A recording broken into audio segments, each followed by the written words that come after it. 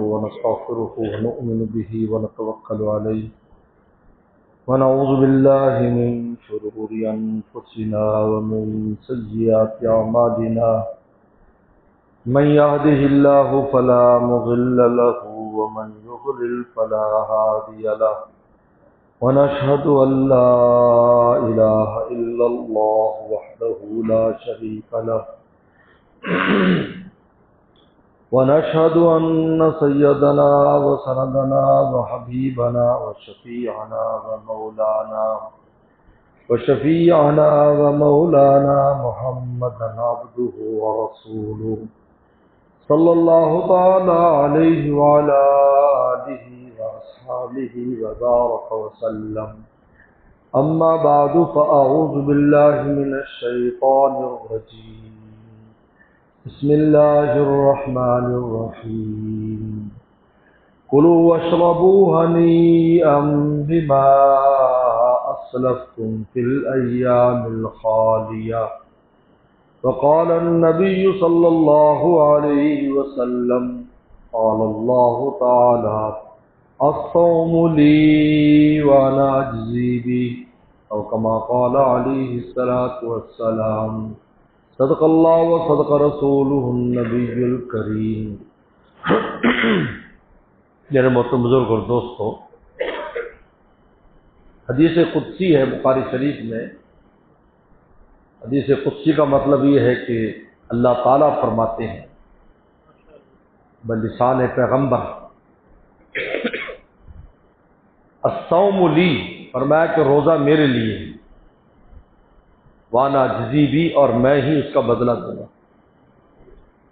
الصوم لی یعنی اللہ نے روزے کی نسبت خاص طور پر اپنی ذات کی طرف کیا. الصوم لی، ساری عبادات اللہ کے لیے ہوتی ہیں لیکن روزے کی شان ہے کیا؟ الصوم لی، روزہ میرے لیے، وانا جزی بھی، اور میں براہ راست اس کا بدلہ دوں گا، درمیان میں کوئی واسطہ نہیں ہوگا. ورنہ باقی انعامات فرشتوں کے واسطے سے ملیں گے یا جنت میں عطا کر دیے جائیں گے، لیکن جب روزے کے بدلے کا معاملہ آئے گا، انا جزی بھی، اللہ فرماتے ہیں میں خود اس کا بدلہ دوں گا. اب یہ الصوم لی جو فرمایا کہ روزہ میرے لیے، اس کی دو وجوہات ہیں. پہلی وجہ یہ ہے کہ روزے میں جس درجے کا اخلاص ہوتا ہے وہ کسی عبادت میں نہیں ہو سکتا. ہر عبادت میں 4 آدمی آپ کو عبادت کرتا دیکھتے ہیں، 10 آدمی دیکھتے ہیں، 100 آدمی دیکھتے ہیں، 1000 آدمی دیکھتے ہیں. آپ حج کر رہے ہیں، عمرہ کر رہے ہیں، 20 آدمی آپ کو دیکھتے ہیں. آپ زکوٰۃ خیرات دے رہے ہیں، جس کو دے رہے ہیں کم از کم اس کو پتا ہے کہ آپ دے رہے ہیں. نماز پڑھتے ہیں، 20 آدمی آپ کو دیکھتے ہیں کہ آپ نماز پڑھ رہے ہیں، لیکن روزے میں آپ کو کوئی نہیں دیکھتا کہ آپ نے روزہ رکھا ہوا ہے، اس لیے کہ روزہ آپ اور اللہ کے درمیان ہے. آپ کو روزہ ہے نہیں ہے کوئی آدمی نہیں کہہ سکتا، قسم کھا سکتا کہ اس کا روزہ ہے، اس لیے کہ بندہ اور اللہ کے درمیان ہے. یہی وجہ ہے کہ انسان جب خلوت میں ہوتا ہے اور اس کا دل بھی چاہتا ہے کہ وہ کچھ کھا پی لے، تو اس کو کیا چیز روکتی ہے؟ یہی روکتی ہے یار اللہ تو دیکھ رہا ہے نا. چھوٹے چھوٹے بچے 10 سال 7 سال 6 سال کے بچے جن کو روزہ رکھوایا جاتا ہے، پہلا روزہ رکھوایا جاتا ہے، وہ بھی چھپ کر نہیں پیتے کھاتے. اسی وجہ سے ان کی طبیعت آخر میں کتنی مشکل سے ان کا روزہ پورا کیا جاتا ہے. حکیم الامت تھانوی کے نواب کا قصہ لکھا ہے. ایک تو نوابوں کے بچے ویسے بھی نازک ہوتے ہیں، تو اس کو پہلا روزہ رکھوایا اور اس کے لیے روزہ کشائی کا ایک بہت بڑی دعوت کی. تمہارا بچہ پہلا روزہ رکھ رہا ہے، روزہ کشائیے. اب عصر کے بعد یعنی افطار سے کوئی آدھا پونا گھنٹہ پہلے اس کی حالت غیر ہو گئی. انہوں نے کہا بابا مجھ سے تو برداشت نہیں ہو رہا ہے. 7-8 سال کا بچہ تھا، کیونکہ جس وقت نماز کا کہا جائے اسی وقت روزے کی مشق کرائی جائے. اور 7 سال کی عمر میں فرمایا کہ اپنے بچوں کو نماز کا حکم دو اور 10 سال میں ان کی پٹائی کرو. یہ جو ہم نے قوم کو چھوڑا ہوا ہے موبائل دیکھ کر کے جا تو اپنا کام کر اور نماز روزے کی فکر نہیں ہے، یہی اولادیں جو ہے دنیا میں بھی فتنہ ہے اور آخرت میں بھی فتنہ ہے. یاد رکھیں، اگر ہم اس کی فکر کریں کہ یار نہیں اس کو نماز کا ہم نے 7 سال سے نماز کے لیے کہنا ہے، تو آخر آپ کہتے کہتے وہ انشاءاللہ اس کے کان میں تو کم از کم بات پڑے گی نا کہ مجھے نماز پڑھنی ہے۔ اب تو اپنے آپ پر فرض بھی نہیں سمجھتا ہے، اب پٹائی تو دور کی بات ہے۔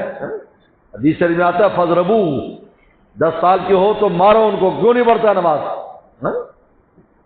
محبت دکھاؤ، سختی کرو، لالچ دو کہ تجھے انعام دوں گا، یہ کروں گا وہ کروں گا، کوئی نہ کوئی کام تو کرو۔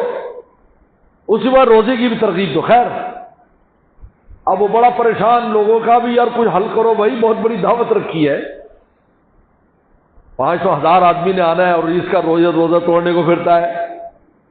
تو ایک طبیب تھے، حکیم تھے، انہوں نے کہا جی میں آپ مجھے اجازت دیں؟ ان کا جی ان کا لیمو منگا دو، لیمو، اور کافی لیمو لیا، اس کو سام بچے بٹھایا، وہ جو ایسے لیمو کو کاٹتا نا ایسے کر کے تو بچے کے منہ میں پانی آ جاتا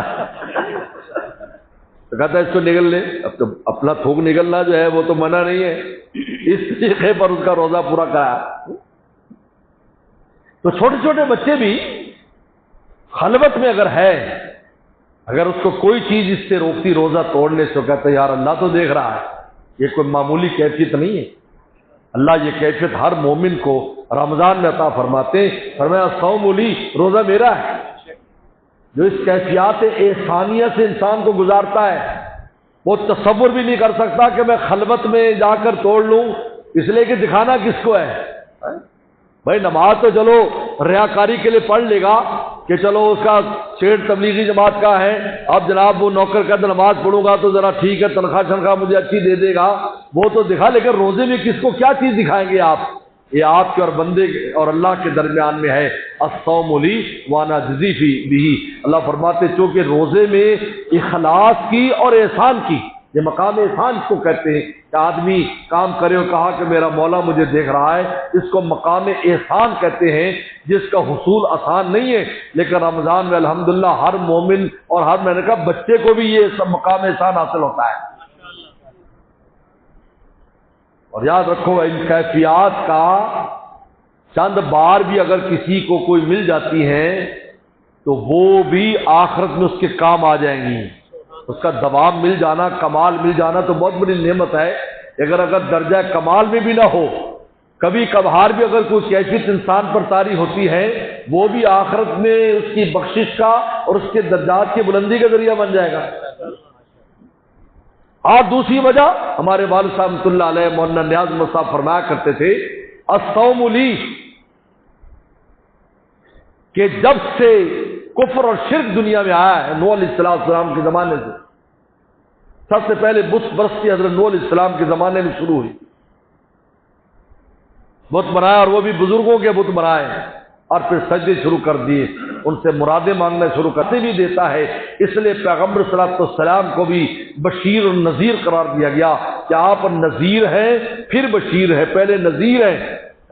یا المدثر قم فانذر، اے چادر اوڑھنے والے اٹھیے، قوم کو ڈراؤ، ان کو بتاؤ کفر و شرک نہ کریں۔ اس کے بعد جب ایمان لے آتے ہیں ایمان والے، پھر ان کے لیے بشیر ہوتا ہے وبشر المومنین، آپ ایمان والوں کو بشارت دے دیں اللہ ان سے کتنا پیار کرتا ہے، اللہ کے ان کا کیا مقام ہے اور جنت ان کے لیے بنائے گی۔ تو نوح علیہ السلام کی ایمان شروع ہوئی، اس وقت سے لے کر آج تک کسی بھی مشرک نے جو بتوں کو پوچھتا ہے، غیر اللہ کو پوچھتا ہے، اس نے کبھی غیر اللہ کے نام پہ روزہ نہیں رکھا۔ روزہ اگر کسی نے رکھا ہے تو مومن نے اللہ کے نام پر رکھا ہے، ورنہ نمازیں پڑھتے ہیں، سجدے کر رہے ہیں غیر اللہ کے سامنے، چڑھاوے چڑھا رہے ہیں غیر اللہ کے اوپر، ان کے طواف کر رہے ہیں غیر اللہ کے، طواف کر رہے ہیں، گھوم رہے ہیں ان کے گرد۔ اور مشرکین تو یہی کرتے تھے کہ خانہ کعبہ میں بھی بت رکھے تھے، تو کہتے ہم ان بتوں کا طواف کرتے ہیں، بتوں کا طواف کرتے ہیں۔ اس لیے کسی نے ایک عالم سے کہا تھا کہ بھائی تم بھی یہ پتھر کے گھر کے چکر لگاتے ہو، ہم بھی پتھر کے بتوں کے ارد گرد چکر لگاتے ہیں، ہم میں تم میں کیا فرق ہے؟ میں کہا کافر ہے جو سجدہ کرے بت خانہ سمجھ کر، سر رکھا ہے ہم نے درے جانا سمجھ کر۔ ہم اس لیے نہیں کرتے کہ یہ بت خانہ ہے یا اس پتھر کو پوجتے ہیں، ہم تو مولا کا گھر سمجھ کر اس کے چکر لگا رہے ہیں، دراصل ہم مولا کے چکر لگا رہے ہیں۔ اس لیے آدم صلاۃ والسلام کے لیے جو حکم دیا تھا کہ آدم کو سجدہ کرو، تو آدم کو سجدہ نہیں کرانا تھا، سجدہ تو اللہ کو تھا، لیکن قبلہ آدم کو بنایا اس کے تاکہ اس کا احترام سب کے سامنے آ جائے، جس طرح اس گھر کا احترام پورے عالم کے سامنے ہے۔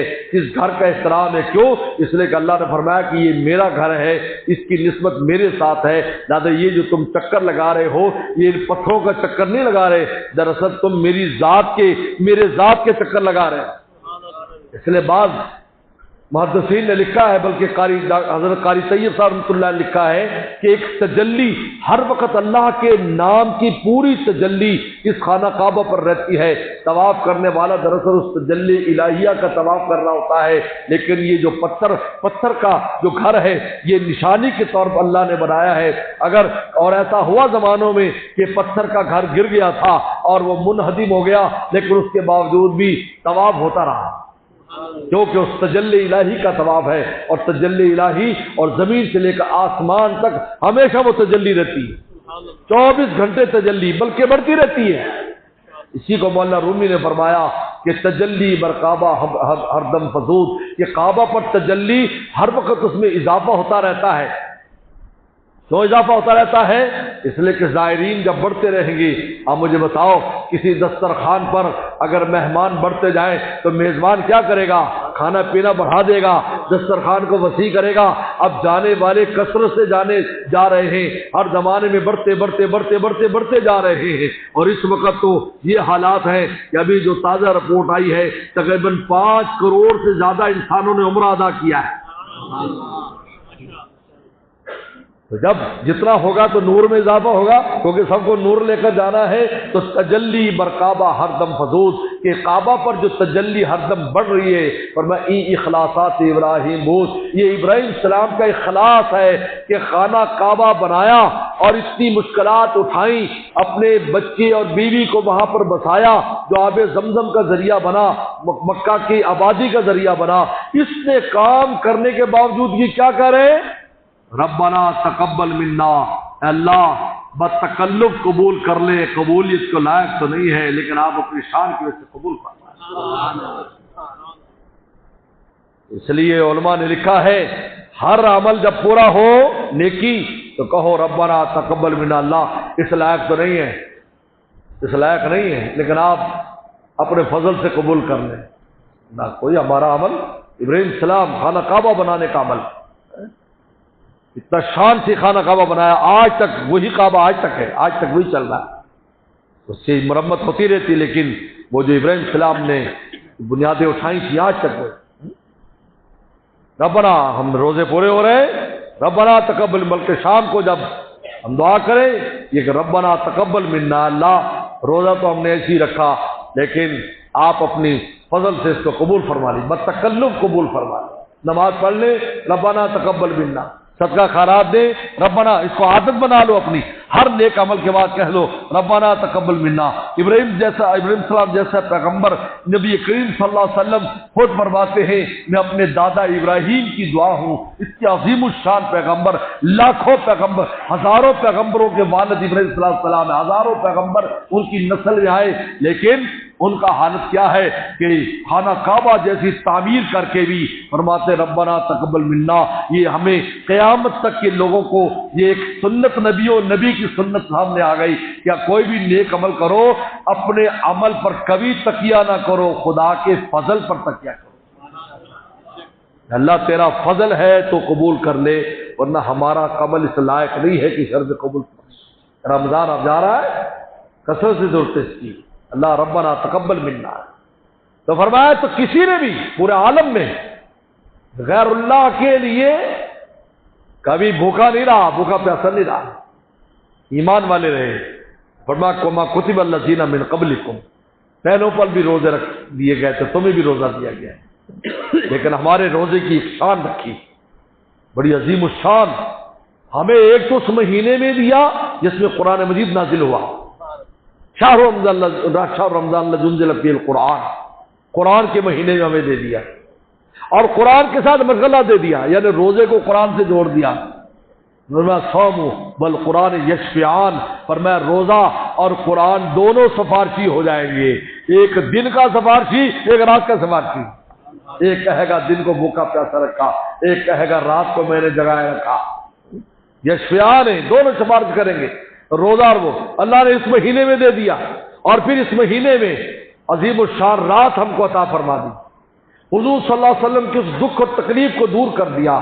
جب آپ کے سامنے پہلی امتوں کے حالات آتے تھے، آپ کو دکھ ہوتا تھا، میر امت کا کیا بنے گا، جس کی عمریں تھوڑی ہے۔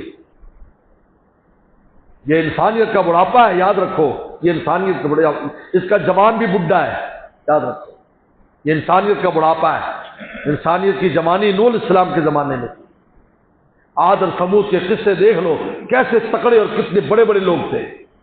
آپ جا کر دیکھیں الولا میں، سعودیہ میں، پہاڑوں کو کھود ڈالا انہوں نے، پہاڑ کھود کر انہوں نے مکان بنایا کرتے تھے، ایسی طاقتیں تھیں ان کے پاس۔ یہ انسانیت کا بڑھاپا ہے۔ آپ نے خود فرمایا میرا اور میری امت اور قیامت کا فاصلہ اتنا ہی ہے جیسے عصر کا وقت ہے، اور اس میں سے بھی 1400-1500 سال گزر چکے ہیں۔ آپ کو غم اور تکلیف ہوتی تھی۔ اللہ فرمایا ہمارے محبوب اما عائشہ صدیقہ فرماتی ہیں جب بھی میں نے دیکھا کہ نبی صلی اللہ علیہ وسلم کو کوئی غم ہوتا، اللہ جلدی سے اس غم کا مداوع فرما دیتے۔ یہ اسلام انا انزلنا کی صورت لے کر آئے، کوئی غم کرنے کی ضرورت نہیں ہے۔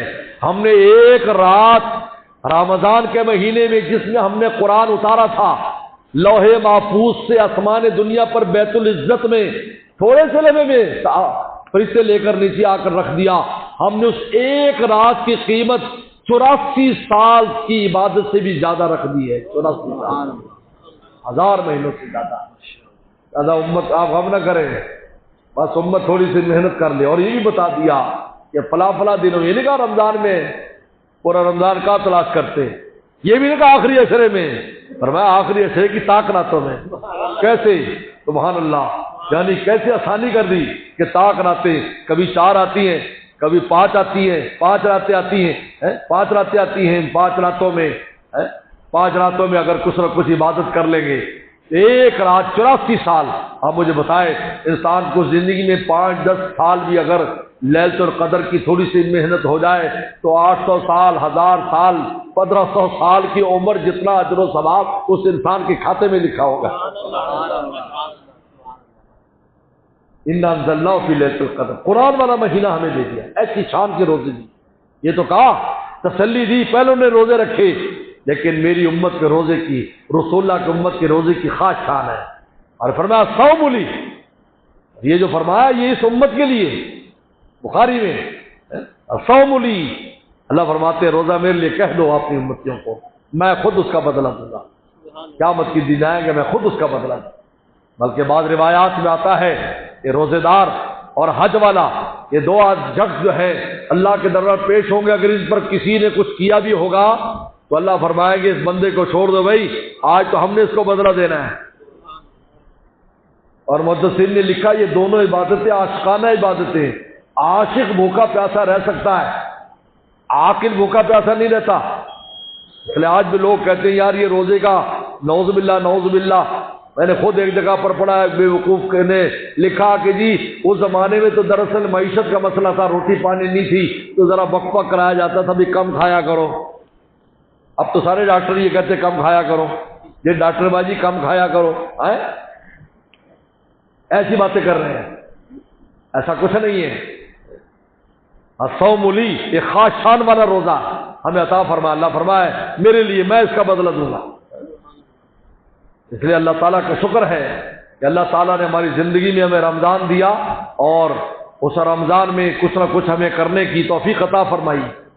اب تھوڑی 3 راتیں باقی ہیں، 25 کی رات اور 27 کی رات اور 29 کی رات۔ اب ان میں آپ محنت اور کوشش کریں، کچھ دیر عبادت کر لیا کریں، یہ اصول بنا لیں، میری بات یاد رکھیے، اصول بنا لیں۔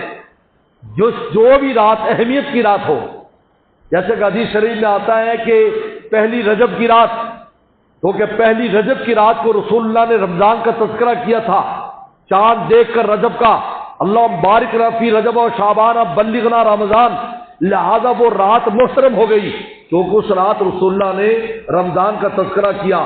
تو رجب کی پہلی رات کہتے خاص رات ہوتی ہے، 15 شعبان کی رات خاص رات ہوتی ہے، لیلۃ القدر کی رات خاص رات ہوتی ہے، عید کی 2 راتیں خاص راتیں ہوتی ہیں۔ ایک اصول بنا لو، ایک طریقہ بنا لو کہ جب بھی ایسی کوئی رات آئے تو رات کو وضو کر کے کچھ دیر کے لیے مصلی پہ چڑھ جاؤ، 2-4 نمازیں رکعتیں پڑھ لو، کچھ تلاوت ذکر اذکار کر لو، کچھ صدقہ خیرات کر لو، کچھ نہ کچھ اللہ کو بتاؤ، اللہ اگر آپ نے محترم بری ہمیں اس کا احترام ہے، اگر میں پوری رات نہیں دے سکتا، میں غافل بھی نہیں ہوں، کہ اللہ آپ کے دسترخوان سے میں کچھ نہ کچھ چلو چٹنی ہی مل جائے گی تو میرا کام بن جائے۔ غفلت بہت سخت ناپسند ہے۔ اللہ فرمایا چیز فضیلت والی اور آدمی غافل رہے نہیں جی، چلو جی اللہ معاف فرمائے۔ کسی نے بڑی پیاری بات کی، کہتے جو نفل وغیرہ ہوتے ہیں عالم لوگ تو کہہ دیتے ہیں یا پڑھے لکھے یار نفل ہے نا، اور جو بیچارے ان پڑھ ہیں ان کو پتہ بھی نہیں ہے بھی اس کی کوئی اہمیت ہے، تو فرمایا عمل کون کرے گا؟ رسول اللہ نے ویسے ہی فرمایا ہے، کوئی وجہ تو فرمائی ہوگی، اس لیے فرمایا کہ امت عمل کرے اس کے اوپر۔ تو عیدین کی رات بھی ہے، عید کی رات بجائے ساری شاپنگ کریں تو کچھ ٹائم اللہ کو بھی دے دو، عشاء کے بعد اطمینان سے 2-4 رکعت پڑھ لو اور دعا کر لو۔ حدیث شریف میں آتا ہے عیدین کی راتوں میں، عید کی رات میں جو آدمی عبادت کرتا ہے، قیامت کے دن جب سب کے قدم ڈولیں گے میدان محشر میں، اس آدمی کا یہ ثابت القدم رہے گا۔ کیا اتنی بڑی فضیلت رکھی ہے رات، تھوڑی دیر کر لو، ساری رات نہیں تو کچھ دیر کر لو، کچھ بتاؤ اللہ آپ نے اگر یہ ہے تو ہم اس کا ویلکم کرتے ہیں، ہم خوش آمدید کہتے ہیں۔ اور یہ جو وقت ہے توبہ استغفار میں گزارے ہیں، اللہ جو کمی بیٹی ہمیں معاف کر دے اور آئندہ بھی زندگی میں ہمیں پھر رمضان عطا فرما۔ یہ نہیں کہو کہ آئندہ کریں گے، بھائی جو تھوڑا وقت ہے اس میں تلافی کر لو، بھائی اللہ کی ذات تو وہ ہے تو تھوڑے پر بھی عطا کر، اب بھی توبہ کر لے گا۔ کہتے ہیں جو انسان توبہ کر لیتا ہے اللہ سے معافی مانگ لیتا ہے، فرمایا کہ وہ بھی نہیں گرا جو گر کر اٹھ چلا، جو گر کر اٹھ کر چلا جاتا اس کو گرا ہوا نہیں کہتے، گرا تو وہ ہے جو پڑا ہوا ہے اٹھ کے دیتا نہیں ہے۔ بس میرے دوستو، اور آخر میں حدیث شریف میں آتا ہے کہ افضل الصدقۃ صدقۃ فی رمضان، سب سے افضل صدقہ وہ ہے جو رمضان میں ہوتا ہے میرے دوست، سب سے افضل صدقہ وہ ہے، کیونکہ اس رمضان میں ہر نفل پر فرض کا ثواب ہے۔ آپ نفلی صدقہ دے رہے ہیں زکوٰۃ جیسا ثواب مل رہا ہے، اور زکوٰۃ دے رہے ہیں 70 گنا اس پر زیادہ ثواب مل رہا ہے، فرض پر 70 اور نفل پر فرض کا ثواب مل رہا ہے۔ الحمدللہ آج کسی جمعے بھی اعلان کیا تھا جامع عیدگاہ بہاول نگر کو، آج کا ادارہ نہیں 1944 سے قائم ہے، حضرت مولانا سید بدر عالم میٹھی رحمۃ اللہ علیہ، اس کے بانی ہمارے والد رحمۃ اللہ علیہ کو لانے والے، مولانا نیاز احمد صاحب رحمۃ اللہ علیہ کو لانے والے، اور اس مسجد کو یہ خصوصیت حاصل ہے کہ حضرت نے بھی یہاں خدمات انجام دی، سید بدر عالم میٹھی رحمۃ اللہ، جتنے پرانے بزرگ ان علاقوں یہاں ہمارے محلوں کے تھے سب ان سے جڑے ہوئے تھے، بڑی بڑی برادریاں ان سے جڑی تھی۔ ابھی میں منڈی صادق گنج گیا تو وہاں انہوں نے بتایا ہمارے دادا کے نام حضرت کے خط آیا کرتے تھے، انہوں نے بتایا حضرت دادا کے نام منڈی صادق گنج میں زرگر فیملی تھی، ان کو خط آیا کرتے تھے۔ یہ اللہ تعالیٰ کا بہت بڑا فضل ہے کہ اتنا کنجوس وقت پاکستان میں کوئی ادارے نہیں تھے، یہ اس وقت کا ادارہ ہے۔ آپ پرانے ریکارڈ دیکھیں، اس وقت 40-50 علماء ہر سال فارغ ہوا کرتے تھے۔ الحمدللہ اب بھی 600 کے قریب طلبہ ہیں، طالبات ہیں، 1000 کے قریب طلبہ طالبات، اور شاخوں کے اندر الگ بچے ہیں، اور ان میں یتیم بچے بھی ہیں۔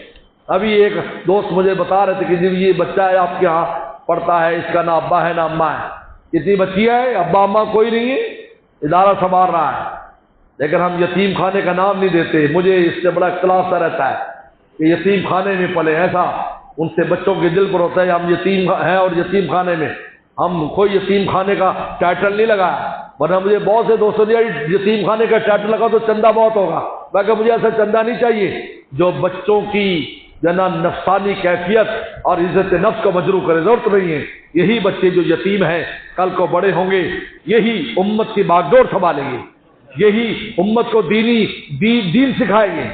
علامہ ابن جوزی کو اٹھا کر دیکھیے، 10 سال کے ان میں یتیم ہوا تو مدرسے میں داخل کر دیا، اور رشتہ داروں نے ملنا چھوڑ دیا کہ کہیں جائیں گے یتیم مانگنا لے ہم سے کچھ۔ اللہ نے، امام ناصر الدین نے اس کی تربیت کی، علماء کا اخلاص ہے، تربیت، ان کا بچہ ہوشیار ہے، ایسی تربیت کی کہ 7 سال کے بعد جب وہ 17 سال کا تھا تو اپنے استاد کی غیر حاضری میں وہ کہیں گئے تھے، جمعے کی نماز پڑھائی، جب پہلی جمعے کی نماز پڑھائی تو سلطان وقت اور بادشاہ موجود تھا، اور وہ رو رو کر بے حال ہو گیا اس کی تقریر پر۔ ابن جوزی خود کہتے ہیں میں تو چونکہ یتیم تھا اور میں اتنی اونچے ممبر پر بیٹھا، اور میرے وہ رشتہ دار جو مجھے تھوکتے بھی نہیں تھے میرے اوپر، وہاں کے پھاٹ پھاٹ پر مجھے دیکھ رہے تھے، اور میرے سامنے سلطان اور وزیروں کی لین بیٹھی تھی، عباسی خلیفہ بیٹھا ہے اور میں تقریر کر رہا تھا، اور مجھے بھی رونا آ رہا تھا کہ ابن جوزی تجھے تو محلے کا کوئی بندہ بھی نہیں پوچھتا تھا، رشتہ دار نہیں پوچھتے تھے، آج تیرے استاد نے تیرے میں کیسا کمال پیدا کر دیا کہ تو ممبر کے اوپر بیٹھا تقریر کر رہا ہے۔ اس کے بعد مستقل طور پر خلیفہ نے کہا جب یہ بچہ فارغ ہو جائے، اے امام ناصر الدین آپ کے بعد اس بغداد کی جامع مسجد کا خطیب یہ ہوگا۔ ابو ہریرہ رضی اللہ تعالیٰ عنہ مدینہ آئے اور ایک عورت کے اونٹ کی خدمت کرتے کرتے پہنچے، آنے کا کوئی وسیلہ نہیں تھا، کہتے اونٹ بٹھاتا میں تھا، چراتا میں تھا، اٹھاتا میں تھا، چلاتا میں تھا، پیدل وہ روٹی مجھے دیتی تھی، میں مدینے تک آیا، رسول اللہ خدمت میں آیا، آپ نے مجھے سینے کے ساتھ ایسا لگایا، مجھے علم کا سردار بنا دیا۔ آج حدثنا ابو ہریرہ، اور ان مدرسوں کی یہ شان ہے میرے دوستو، ان کو معمولی نہ سمجھو۔ آج جو پورا عالم ان کے پیچھے لگا ہوا ہے، یہود و نصارہ ان مدرسوں کے پیچھے کیوں لگے ہوئے ہیں؟ آپ کو پتا نہیں، ان کو پتا ہے کہ یہاں کیسے لوگ تیار ہوتے ہیں، کیسے صاحب عظیمت تیار ہوتے ہیں، کیسے ایمان والے تیار ہوتے ہیں، کیسے روشنیوں والے تیار ہوتے ہیں۔ آج الحمدللہ اس کی برکت ہے کہ پوری دنیا میں کوئی خطہ ایسا نہیں ہے جہاں تراویح کی نماز میں قرآن نہ پڑھا جا رہا ہو، ورنہ میں نے خود بہت سے خطوط دیکھے ہیں بزرگوں کے، بستیوں والے لکھتے تھے حضرت ہمارے ہاں کوئی حافظ نہیں ہے تو کیسے پڑھ گا، علم تعالیٰ سے پڑھ لو، لیکن آج کسی جگہ سے کوئی خط نہیں آتا، اس لیے کہ مدرسوں نے ایسا فیضان پھیلایا ہے، آگے ان کے شاگردوں نے ایسا پھیلایا ہے کہ حیرانی ہوتی ہے۔ کوئی افریقہ کے جنگل ہوں، کوئی صحرا ہو، یا امریکہ اور فرانس اور آسٹریلیا کے پوش ملک ہوں، کوئی جگہ ایسی نہیں ہے جہاں پر قرآن مجید تراویح کے اندر قرآن نہ سنایا جا رہا ہو، اور ان کو پوچھو گے بھائی بچے تو نے کہاں پڑھا ہے، وہ یہ کہے گا مجھے فلاں مدرسے میں نے پڑھا ہے، مدرسے والے تو نے کہاں پڑھا ہے، وہ چلتے چلتے آپ کے پاکستان میں اس کی آ کر سند آئی۔ میرے دوستو یہ بڑا عجیب و غریب عظیم الشان صدقہ جاریہ ہے، اس میں حصہ لینا، ان طلبہ کی خدمت کرنے کو اپنی سعادت سمجھو۔ انشاءاللہ آج اسی کے لیے اپیل ہے تو مدرسے کے ساتھ خصوصی تعاون کریں۔ اور دوسرے چند اعلانات ہیں۔ پہلے اعلان یہ ہے کہ ہمارے جامع العلوم عیدگاہ بہاول نگر میں تکمیل قرآن کی تقریب 25ویں شب 14 مارچ بروز ہفتہ ہے، 25 سے 14 مارچ بروز ہفتہ۔ بھئی یہ ابھی جو مدرسے کے لیے نقد بھی کر دو، آج مسجد کا چندہ موقوف ہے، آپ مدرسے کے لیے ڈالو سب، اور بعد میں باہر بھی ساتھی بیٹھیں گے ان کو بھی دیں۔ دوسرا شب بیداری جو ہے 27ویں شب 16 مارچ بروز پیر، انشاءاللہ رات 11:30 بجے پروگرام شروع ہو جائے گا، 11:30 بجے 2:30 بجے تک پروگرام رہے گا۔ جو ساتھی باہر سے آئیں گے وہ بالکل تکلف نہ کریں، ان کے لیے سحری کا انتظام دوستوں کی طرف سے، الحمدللہ ہمارے دوستوں کی طرف سے نام، اس سال ہم نے 500 کا کیا، اس دفعہ ہمارے دوستوں نے کہا کہ نہیں حضرت آپ 1000 کا کر لیں، کوئی بات نہیں، اور ہم ہدیتاً پیسے دیں گے، کوئی صدقہ خیرات کے لیے۔ الحمدللہ اجتماعات میں جتنے بھی کوئی ہم لنگر چلتا ہے اس میں 1 روپیہ مدرسے کا نہیں ڈالتے، آپ ہی میں دوست بیٹھے ہوئے ماشاءاللہ، وہ کہتے نہیں جی ہم دیں گے، ہم خرچہ کریں گے، آپ ہی میں دوست بیٹھے ہیں، اللہ کا شکر ہے۔ تو لہذا جو لوگ دوست باہر سے آئیں گے اور گاؤں سے دیہات سے، تو سحری کے لیے بھی ان کے لیے یہاں پر انتظام ہے۔ تو یہ 16 مارچ بروز پیر، اور ہمارے یہاں پر انشاءاللہ بدھ والے دن، انگریزی کیا تاریخ ہے؟ ہاں بدھ کو جو 29ویں رات ہوگی، 28واں روزہ کو 29ویں رات، تو انشاءاللہ ہمارے یہاں جامع علوم یہ جامع مسجد نادر شاہ بازار میں انشاءاللہ ختم قرآن ہوگا۔ اب یونس صاحب مکمل فرمائیں گے تو انشاءاللہ میں بھی وہ حاضری کی پوری کوشش کروں گا، تو آپ حضرات اس میں بھی بھرپور شرکت کریں۔ اور نماز عید الفطر جو ہے جامع العلوم عیدگاہ بہاول نگر میں 8:45 بجے ہوگی، 8:45 بجے عید الفطر کی نماز ہوگی۔ یاد رکھیے عید الفطر کی نماز تاخیر سے ہی پڑھائی جاتی ہے، تم تاخیر سے پڑھائی، کیونکہ اس کے بعد کوئی مشغلہ نہیں، اس سے پہلے جو ہے وہ بھی کھا پی کے آؤ، اور اس لیے لیکن عید الاضحیٰ کی نماز ذرا جلدی پڑھائی جاتی ہے، قربانی کرنی ہوتی ہے، لہذا 8:45 بجے عید الفطر کی نماز ہے۔ اچھا 8:30 لکھا ہے، اچھا دیکھ 8:45 بجے، اور فطرانہ 300 روپے فی کس ہے گندم میں، 2.5 کلو گندم کا نظام کے حساب سے جو فی کس 900 روپے، کھجور فی کس 3000 روپے، کشمش فی کس 7500 روپے۔ اچھا حج ٹریننگ جو ہے 12 اپریل 2026، جو لوگ حج پر جا رہے ہیں تو حج کی فلائٹ سے پہلے والے ہفتے میں انشاءاللہ پروگرام ہے، 12 اپریل 2026 بروز اتوار صبح 10 بجے جامع العلوم عیدگاہ باول نگر میں انشاءاللہ حج ٹریننگ ہوگی۔ وآخر دعوانا ان الحمدللہ رب العالمین۔